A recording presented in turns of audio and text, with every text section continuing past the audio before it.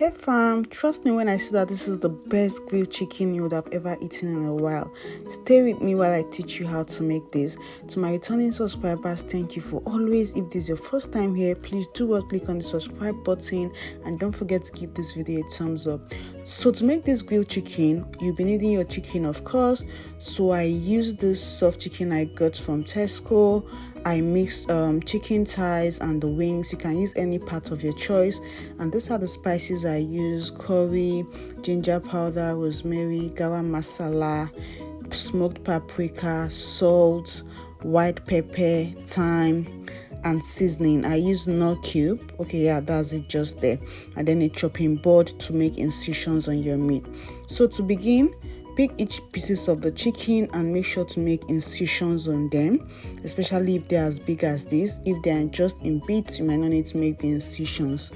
So these incisions are very important for your ingredients to penetrate into the chicken, so it will be very sweet even to the bones. So I made the incisions on all the chickens. Of course, I washed them before making these incisions on them, and then I begin to add my ingredients one after the other. I've mentioned all the ingredients I used from the start, so be very careful with how you use your ingredients. I'm very minimal with spices because I really don't like when my foods are too spicy. It kind of dims the sweetness and original taste of the food. So yeah, I just add all of that in bits, and I go ahead. Sorry, I forgot to mention that you also need vegetable oil. You see where I'll add that in the course of this. So everything should be very minimal. And then I used white pepper because of the flavor it adds to grilled foods generally. Like, try this, you will love it. And then towards the end, I also added grounded Cameroon pepper for that extra hotness. This is the Cameroon pepper, so that is totally optional. You can skip that, but if you want that extra hotness, that extra spice, you can add the Cameroon pepper. So after mixing everything, I mixed that up generously and thoroughly. I covered with a cling film, and then I allowed this to sit for about 1 hour. So you can actually do this overnight or do it 30 minutes to 1 hour before you start grilling.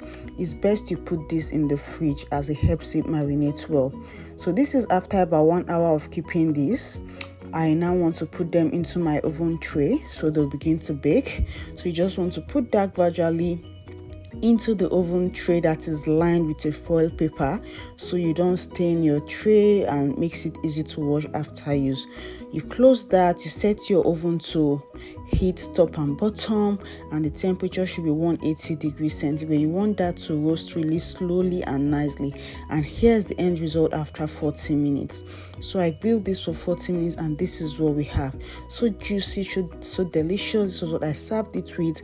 You can eat it like that or serve it as a side to any of your meals you want to. Let me know if you'll be trying this in the comment section. Trust me when I say it is so delicious. I hope you enjoyed watching this video. Don't forget to give me a thumbs up. Don't forget to subscribe to my channel.